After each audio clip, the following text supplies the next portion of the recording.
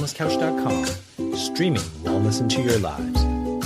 Welcome to Nourishing the Mother, featuring your hosts Bridget Wood and Julie Tenner.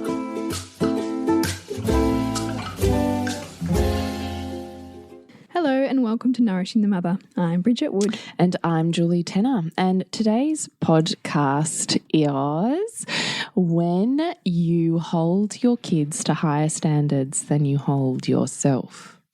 Ooh. I know. Ouch. I was just thinking that. Ouch, right? Before we jump into that, I'd love to remind you to jump onto nourishingthemother.com.au and sign up to join our tribe on the front page with your email address. And once a week, we'll shoot you off an email with links to what we've put out in the world, and you can pick and choose where you'd love to dive deeper. And then occasionally we send you an email that, you know, is a bit more private, I suppose, a bit more safe space. So jump on to nourishingthemother.com.au and join the tribe on the homepage to stay in touch. And I really love that we're talking about this topic because I think so much of parenting is about guiding our children in the world and helping them to become, kind-hearted citizens and conscious people. But within that, it can sometimes be a bit of, you behave this way, but I'll go and do my thing over here. Or I want you to speak that way to that people, but I will speak like this if I want to. You know, it can very easily, especially if you're trying to use certain kinds of ways of being with children and instructing them on how to communicate. You'll know this when you hear yourself asking them to rephrase something or asking them to do something differently. You'll hear that part of you wanting to humble yourself to go, hang on a sec, was that really appropriate? Where do you do the opposite, essentially? Where do you do the thing that you're asking your child not to do? Where do you, speak in a rude tone? Where do you not use your manners, right? Because I think that can be a really big one, and we can feel really jarred by, I think, when our children don't, that they speak in a certain tone or they use a different kind of thing that feels uncomfortable within us. And so we really wanted to throw this topic out there and see where that takes us in terms of looking at what are the standards that you hold your child to, and what do they reflect back to you on, first of all, what's important to you, and also what are you uncomfortable within yourself, because very often what we're trying to get our children to do or be in the world can be often the things we want for ourselves, can't they? I think always. And so therefore the edges that we find ourselves with our kids and what they might display in the world, we could be really uncomfortable with because we're still working through that for ourselves. I think it's so reflective of the dynamic. They are expressing our repressed parts, right? Yeah. So any edges that they're hitting are also our edges. Yeah. It's not, this is where I think we don't do parenting to them. Really, to raise conscious humans, you have to parent yourself, which is that whole concept of raise yourself to raise your child, because you are literally raising your inner child at the same time as asking yourself to raise a literal figural, I think I made that word up, child. And so I find this incredibly fascinating. And even in this last podcast that I did with the Heath and Jade, and they pulled me up on yelling at them during the week. And all wrapped up in that is tone, and I had absolutely no tolerance for anybody, not even for everybody. Yeah, for everybody. I had no tolerance anywhere. And I just thought, yes, you should pull me up on that. And I know that I'm like flying off the handle and speaking very unconsciously and taking all of that inward pain and frustration and mud flinging it out at my kids because that's kind of acceptable and easy, and they're just doing the wrong thing. Yes. Yeah, right. Like why are they doing the wrong thing? You're just not doing it the way I want to do it. Yeah. And yet that is by far the constant conversation I have with my children in terms of relating to their siblings. So I'm asking them, even when you're feeling those really big feelings, it's still your job to parent those feelings and communicate in a respectful way and tone. But I wasn't doing any of that. Yeah. And so when they were pulling, what I loved about that conversation was that we have the relationship where we can talk about that.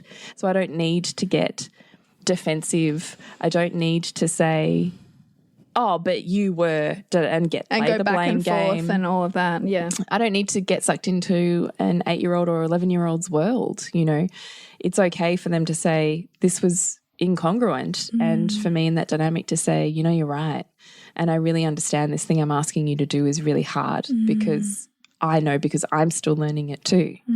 Like, I just think, you know, it brings empathy and compassion and humility all at once when we consider the standards that we're asking our children to handle and what we handle, like as if we don't have adult tantrums. Totally. And I mean, in fact, it's funny that you say that, because we've had a whole bunch of dramas with my son's school and all that kind of stuff this last week. And so I completely lost my shit at senior leader in the school in a way that my son's never seen me lose my shit to anybody before. And it was one of those situations where, like, you know, speak the truth even when your voice shakes. It was came from a place where I needed to say my piece. And I said that in, you know, quite an angry tone. And I really feel like it was appropriate. It was appropriate to speak the way that I spoke. And so my son and I have had a lot of conversations about why I got angry the way that I did, what it felt like in my body, you know, the situation in which that arose, and you know, why I really stand by why that I spoke the way that I did, and really to help Kim give a language to what it feels like sometimes to really stand your ground, and actually sometimes that might come with repercussions, but that you are speaking your truth, and some people might not like that. And yes, there are, you know, ways that we communicate, like the art of communication we talk a bit about, but there'll be sometimes when you just need to say what you need to say, and that you don't need to feel like you should be apologizing for that. And I think that that's important too, to be able to let them see what it looks like to be really authentic, even when that authenticity might not tick all of the social boxes of how to behave and say things the right way with all of your pleases and your thank yous and your courtesy and your, you know, all of that. Because yes, those things are lovely, but they're actually not how a lot of us behave in our human nature. And we need to make okay those times where, you know, where something's really not okay and we're not going to say it in the perfect way because it's just not okay. And to really sit in that place of humility around what it looks like, and also, you know, yeah, like that was hard. I was feeling all these things in my body and I spoke like that. And, you know, I really had to honor that situation and what I needed to say, and not kind of say, but I should have said this and I should have said that, because then they're going to internalize that for themselves, that on some level what they were trying to do was not okay. You know? No, I do. So do you perceive that, like, conversely, as the flip of the adult tantrum to the child's tantrum? Do you see the child's tantrum also as being I'm speaking my truth regardless of how that sounds? Well, I think for me, I was trying to relate it back to those times when you feel like there's these feelings in your body that are bigger than you. That are bigger than you. Okay, got you. You know, so it wasn't about like condoning the adult tantrum, and I wouldn't have called it a tantrum as such, but it certainly was a bit more unhinged, you know, than I would normally. Kind of like unhinged, Bridget. Yeah. So, you know, it was talking about what it feels like sometimes to really speak up, you know, and sometimes it feels scary to speak up, but that you know you need to. And I want him to be able to do that and to trust that that's okay, and to not be silent when something feels incongruent, or if it feels unfair, or to be silent when everybody else is silent just because everyone else is silent. I don't want my child to do that. And even if they might get in trouble, you know, by some authority because they didn't go with the herd, I would rather that they spoke their truth, even when their voice shakes, you know. Yeah, I do. So that's been an example of, you know, that you know, what it looks like to reflect, and what it looks like to, I guess, you know, for me also the humility of seeing that sometimes the way that I see my son speak to his sister, I don't like, right?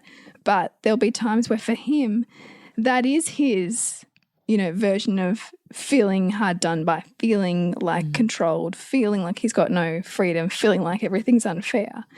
And so I also need to recognize that he's not always going to communicate in optimum ways, but that's, you know, a continual learning process. And that you have, therefore, a larger capacity, I suppose, for that, because you have an understanding or a real-time kind of check-in with yourself of, I see where I'm also that. Yeah. You know, rather than I'm better than you and you should do it this way. Yes. Or even, like you hear parents say these throwaway lines like, oh, don't be mean to your sister or be kind.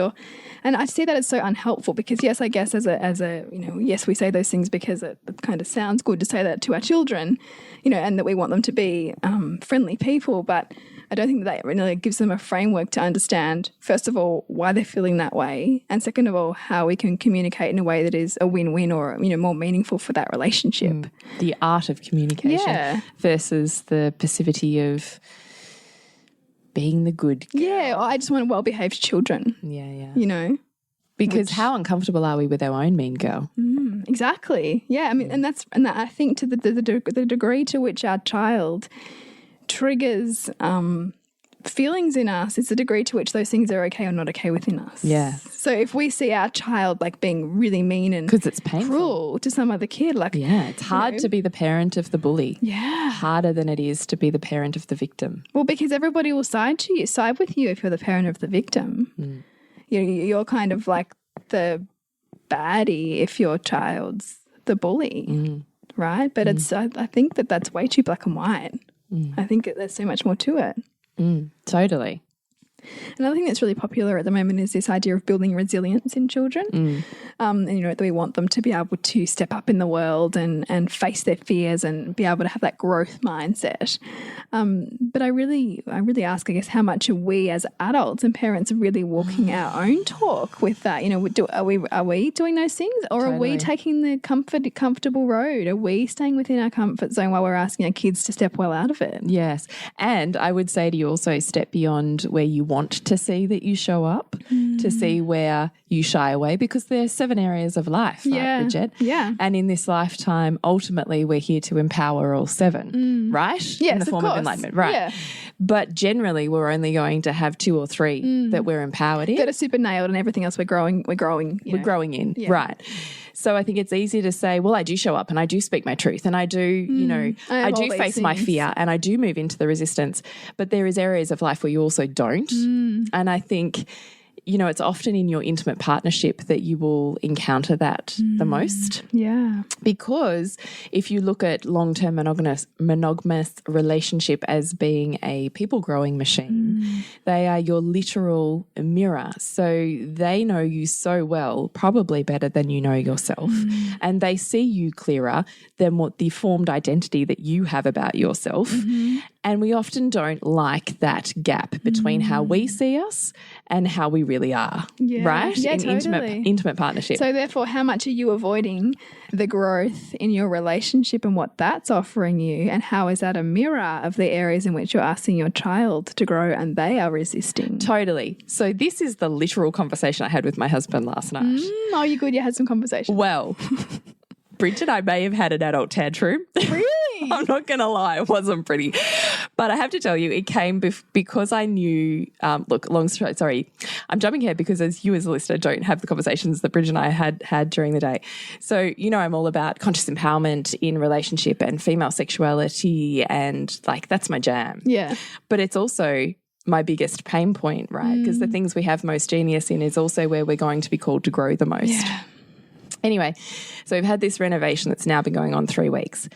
And I have been stripped bare of any type of trampoline or, like safety zone. Like there's no puffy clouds. It's like I just walked in tonight and I said to Jade, which is Sylvie's daughter, what the fuck? Julie's that would be daughter, hilarious. Jade. That would be weird. But I said, oh, Jade, this is resilience building. Oh, Jesus, because I have to build a fire every day for heat because we have no walls, no roof, no heating, no electricity, no bathroom, no kitchen. I can't even think, no everything. And I thought that I'm this person that shows up with not really any crutches. Don't drink, don't do drugs, outside of, occasionally enjoying myself, but it's in a conscious way versus I need to numb out. Yes. I don't numb out like that. And I don't really watch TV. I force myself into growth more than I resist it. And so I'm thinking, nah, I've got no crutches. Well, heat, walls, electricity, shower, kitchen. They turn out they're all crutches. And when they're not there, what is left, right? Because it's never the perfect house that's going to fix everything, or the holiday that's going to remove all of our pain and it's going to just be beautiful and we'll reconnect. Or I can't even think, the new shiny car, then it's not the external things. It's not the thing that's going to save everything, because you can't holiday from yourself, and you take yourself and your dynamics into whatever you think that thing is going to save you from. And in actual fact, when you remove the other crutches, it's somewhat exacerbated. Yes. Yes. So here I am. So 3 weeks of living in this, and I'm unhinged, Bridget. So I'll be unhinged with you. Good. And my relationship has consequently deteriorated because the shit that was little when I had all this other stuff going on gets really big. Yeah. And amplified. And for the first time, I wasn't really stepping into it because everything was so hard that it was another thing I was just like, I just can't. Like, it's too hard right now, you know? But of course, the pain keeps building. And I had circle last night. So I'm in just an intimate circle that I run once a month, and it saves me. Like, I cannot express to you how much now I'm like, every woman in the world should do circle, which is why I'm now going to do it. Bridget, you and I are doing it next week. We're doing it next week, yeah. Yes, but we're doing more of a facilitated retreat for 4 hours. Yeah. And then I'm going to open up the doors to once a year facilitate a single group of women. So it's really kind of an encapsulated, safe container, and walk them through a year of themselves. And I can now say that with strength and integrity because I gave myself the previous 4 months with this group of women to work it out. What am I doing? What's my art form? What's going on here? Is it even worth it? Is it just me? And I can't tell you. So last night was the fourth. I'm coming full circle, so can you hang in with me? Last night was the fourth circle, and it was the other circles I've like tried. It's kind of like a pulling together of everything that I have learnt over 30 years. And one of my beautiful friends said to me after the second one, you know, it's great, but you're a lot like the new teacher who brings so much in there that there's a little bit too much. And I'm like, okay. So I've got to take some stuff. How do I, anyway, prepared, so much preparing for these circles. I can't even tell you. Last night, because of the fucking shithole that I'm in at the moment, I did it an hour before the event. And it was the best circle because I showed up unprepared, which I know you are all about, but for me, that is deeply uncomfortable. Yeah. I totally see the gift in it, though. I'm trying to, I'm trying to get more organised and preparing for things instead of flying by the seat of my pants. And this is empowerment, right? This is growth into the areas that are really uncomfortable for you. Yeah. Anyway, best circle. And I was sitting there afterwards, like welling up with tears, thanking this group of women who pushed me to do this. It wasn't me going, come with me. It was them going, we need this. Yeah. Like, come on. Which, the stories coming out of it, we won't share on the podcast. It's not appropriate, but some of them are so, so deeply powerful. So amazing. And this was what I was about to say to you. So last night we're going around, I'm saying, I'm so grateful that you brought me here and that we're doing this. And I'm looking around this circle of these women who are just sharing, this is what's going on for me this month and this is where I'm at now. And I am witnessing the most profound transformations. Like, profound. This has only been 4 months and it's one night a month. 1 night a month. But the container that creates. The container. And the safety. The safety. Creates. And the silence. Like, one of the women said to me, I just think we get here. Where do you experience silence, where you can say the thing that's too hard or ugly or you can't understand or comprehend, and then you have silence and you hear the answer. Where do you get silence? Because even when we're talking with a girlfriend or we're out at coffee, we're still all talking after we've said the thing. There's no deep sitting in self. There's no path. And I set it up. I set each evening up with an intention, and we move through different rituals and stories, and it always interrelates. And I was listening to these women going, I'm showing up in this way and I've changed this and I've got this vitality and this is shifting for me. And I'm going, holy fuck, like this, I didn't even know like just give women a space and they will show up, you know, like it just blows my mind. Anyway, so I was like hanging on by my fingernails all week waiting I'm going, thank God I've got Circle this week because I'm like, I need a place to dump this stuff. Seriously, and I'm so fucking angry, angry really at myself because my relationship that is usually such a high priority for me is like nowhere to be seen. And haven't had sex in the 3 weeks that the renos have been going on, like really unusual stuff for me, which I'd mentioned to you. And I happened to get the kids to bed really early before I was leaving for Circle, and I was like, fuck this. So I poured a glass of wine for my husband and I, and he walked out, and I pretty much started with, what the actual fuck is going on here? And why am I having this conversation again? Why is it me? You know, and I had this whole thing. And I was like, and what the fuck when you left for work yesterday morning going, okay, see you, mummy. I'm not your mummy. I was like having this stand I can't do. It's not my job. I don't want another child. And what the fuck? You know, I was like just this. download. So, yeah. And it was just, so and I said to him, and you know, I'm getting this all out now because I know I've got Circle and I know this anger is my job to get rid of. And I am going into Circle tonight with the intention of getting rid of it, to process it, to move it, to get it out of my physicality, to reconnect with you. But I need to have the crux of this conversation with you now. Anyway, so it had started with, as it usually does with my husband, was, well, you're just so frustrated right now. And so I'm frustrated because you're frustrated. And I was like, so it's me. So if I wasn't frustrated, all of this would just be fine. And he's like, yeah. I'm like, oh, no. You're not getting out of it that easily. No. So it's all me. It's not you at all. And so we went round and round and round. And to be honest with you, it was the first time that I think I've really facilitated and forcefully facilitated my husband, because generally I don't do that. Like, I don't think that's the space or that I'm invited in. But I was like at the point where I'm like, this shit needs to like fucking grow up. Now I've had enough. I can see your shit playing out. I'm now playing the role of your mother, and like exactly the same as her, right? I'm berating him. I'm, you know, silencing. I'm, like just shut down, sweeping out, like I'm his mother. And I can, to the point where yesterday morning he calls me mummy as he walks out the door. Like, do you know what I mean? Talk about how much you needed to hear that for the straw that broke the camel's back. Isn't it? Yeah. And in my head I'm like going, seriously? You can't see what is going on here in this dynamic? Yeah. And we worked it all. And I said to him, you know, why is it that you can feel all of this stuff that's going on, and instead of ballsing up and having a conversation with me and saying, hey, Julie, what the fuck is going on here? Or what is going on with you? Or what the actual? Instead of saying any of that, you pander around going, oh, maybe I'll try this. It didn't work. Rejection, back I go. Maybe I'll try this. It didn't work. Back we go. And it's all this assumption. And then women are just too hard. Yes. But you've never once had a conversation with me. You've never once ballsed up enough, faced your own rejection and your own sense of pain, which really, if we get to the bottom of it, how bad is that anyway? Yeah.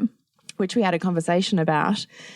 And how dare you sit here and have these conversations with our children where we push Heath through, show up even when your friends aren't there. Show up with everything you have. Stand in front of the school and show them who you are. Don't shy away.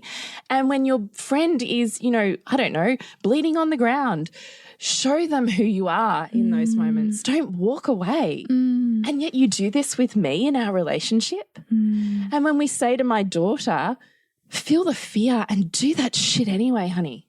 And then you feel the fear and you walk away. Don't you dare. You know? Yeah. I was really like, know. Fuck you. Don't do that. And in that moment and that's when I realized also my value on family is so high that it's higher than relationship. Because in that moment when I was feeling into that, I was like, I would walk away from you in a second if it meant that my kids would have a different experience. Do you know what I mean? Like in the moment, that's how I can see the hierarchy of my values. Yes, yeah. Because I was like, don't you dare. Yeah.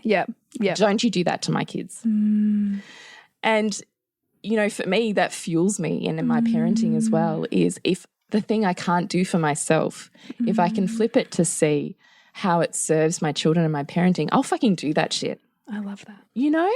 Yeah, really, I totally get it. And so I was having all this, and then I brought all of that to Circle, and I was like, what the actual fuck? And I'm looking around Circle going, I know you all know my husband and you like him, but can you just like seriously say to me, yes, Julie, he's an asshole? And they all like went, yes, he's a total fucking asshole. Like, what the actual, you know? And I was like, this is so good. This is the freedom of Circle. Yeah, because you needed to feel like that was okay to say and okay to feel held in. And so, you know, I've got home and the dynamic had already shifted. I'd shifted. We'd shifted, you know, and after we podcast tonight, we'll have time together to, you know, recalibrate. Well, and to bring, to do the very awkward thing of when there has been a period of abstinence, to do the very awkward stepping into that space and trying to find each other again, because I think that's still really awkward for me. If there's not passion and desire and I've got all this story, it's awkward.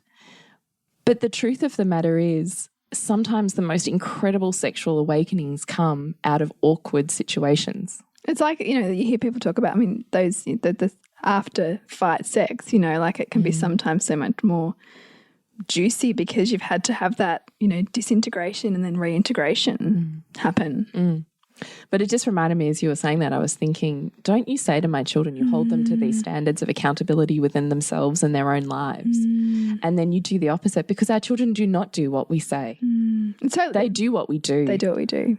And they feel it. And I think that this totally links back to your point that you're making about, you know, all of us are doing this, you know, in some area of life, hiding from the growth, yes, or skirting around the growth that we're being called into. So all of us, you know, are really required to reflect on what that looks like for us before we start to jump on our kids too hard about not doing those very things that we're asking them to do, because in fact, that's us. Yeah. That's us too. And I keep thinking about reflected feelings like anxiety or, you know, pain. My child's so wounded, or what a wounding experience, or how, you know, how cruel this is, or, you know, whatever it is. Yeah. And how much is that our total experience and our feelings that we're seeing in a situation that may not even be that. And how much is our perception of our own inability to cope in disordered, you know, situations, a projection upon them and not feeling that they can therefore cope, and therefore almost creating the dynamic in which they're not going to cope because they are feeling what we're feeling, and they're playing out what we're expecting to see play out because of what we're feeling inadequate in. Totally. You know? You know, that, you know, I was saying to some gorgeous school mum friends of mine, I was saying, you know, it's this incredibly symbiotic relationship with our children. We're all children. Like we say that we're the adult and we're the authority and we're the responsible one and they're the children. We're all children and we're helping each other grow. Like that's a 50-50 relationship here. And so the more that we can be humble to that, and the more that we can look at the mirror our kids are giving us, the more that we can actually not only help them grow through things, we can really help ourselves grow through things, because ultimately we are the blueprint. And they pick up, and all of us, I guarantee every single person listening to this podcast is working through their own parental conditioning. Because it is so fundamental to who we become and what we're looking to grow beyond. And so the more presence we can give to ourselves as we're seeking to grow through, the more we give our kids permission to, you know, take, you know, our baggage off their back and choose their own way.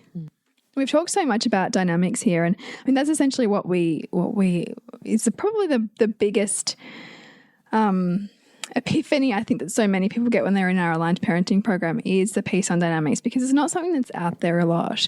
It's not something that's really in our culture around, like, your child is not separate from you. Like, they're playing out what you're working through and what you're resistant to, and to be looking at yourself and what they're reflecting. And not doing parenting to them. Yeah.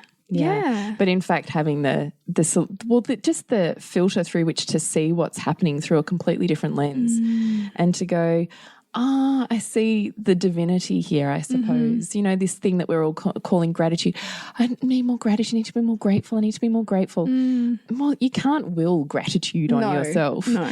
You actually have to be able to see something through the lens of the divine, to be able to ask yourself enough of the conscious questions that you get this heart welling of how perfect. You can't make yourself more grateful. No. And it's also about asking the question, I mean, how is this purposeful? You know, and how is this situation that I'm finding so uncomfortable for my child helping me learn more about making myself okay? And even the same thing with intimate relationships, with parenting. It's often not what we do to our child. It's how we're able to view that situation and know that our children are revealing to us those aspects that we're being called to grow in order to pave a way that they can follow through more smoothly, that they can transition through. We are a dynamic. Our family units are in dynamic. There is nothing missing. There is nothing out of balance. There is nothing that should not be there. Everything is there serving a purpose and a reason, and often we just need a toolkit and a bit of help facilitating to really get the gold of what's going on, so that if it's something really painful, that we actually have a toolkit to be able to move through the other side of it. But it's not to run from the pain. It's not to cast it out and say it's wrong or the behavior is bad or, you know, it's destroying this. There's a conservation of everything, as you always say, Bridget, in that whole and that dynamic, and understanding how perfect that is and how on the way that is to your growth, to your parenting, to the which is most important in your life is so perfect. It's so perfect. It absolutely is. And so we'd love to invite people to join our live round of Aligned Parenting, which you actually, when you do join, you get lifetime access. So we've got a bunch of people who are joining in for their second, third, I think maybe it might even be up to fourth round with us, because it brings up, you know, as you know, the parenting journey is so dynamic, and our children, as our children grow, like we face new edges, and so we have people working through those different edges at different times with us, and we're about to add a bunch of content all around the neurobiology piece, which is your jam. Yeah. We're just learning more and more about that all the time. But that's the beauty with an online round. With a live round is because you always have access to the modules. There's 4 modules of content. If you are a content learning lover, then you have access to those modules you can revisit. But it's the live rounds where you enter with an intention, you enter with a problem, you enter looking for a solution to something, and that there is content specific to that and facilitation specific and, to that. you know, the richness of the tribe. I mean, I love how much that the perfect people tend to line up who are in that course We're at the all same mirrors. time, right? So like someone else has got this which is going on, and that helps someone else because they've got it going on too, and they each help each other figure out the deal with this, you know, within this container of conscious questioning and holding up space. Yeah. I'd also love to remind you, while we've got you here, that nourishingthemother.com.au/shop, we do have online products if you'd like to dive a little deeper but perhaps not quite ready for a course, or you'd like to add extra content to your learning. So please check that out, nourishingthemother.com.au/shop. Yes. And Bridget, to connect with you, suburbansandcastles.com. And you, Jules? Is thepleasurenutritionist.com. And Nourishing the Mother is on Facebook and Instagram. Yes. Please message us, please email us. Thank you so much for listening, and so much for those beautiful messages that let us know the effect that it's having, because it creates a real wellspring of just, gratitude and love. And it's so beautiful for us to feel purposeful on this journey in terms of the conversations of but us having the vulnerability and the courage to show up and just tell our own truth. The effect that has on another woman's life, I just find incredible. Yeah, it really pulls us forward, I think. Yeah, totally. So remember to nourish the woman to rock the family. And we'll see you next week when we continue to peel back the layers on your mothering journey. This has been a production of TheWellnessCouch.com. Check us out on Facebook and join in the conversation on Facebook.com/TheWellnessCouch. Subscribe to each show on iTunes and check us out on Twitter. The Wellness Couch, streaming wellness into your lives. Whilst the Wellness Couch presenter endeavor to provide accurate and helpful information to their listeners, these podcasts cannot take into account individual circumstances and are not intended to be a substitute for health and medical advice from a qualified health professional. You should always seek the advice of a qualified health professional before acting on any of the information provided by any of the Wellness Couch podcasts.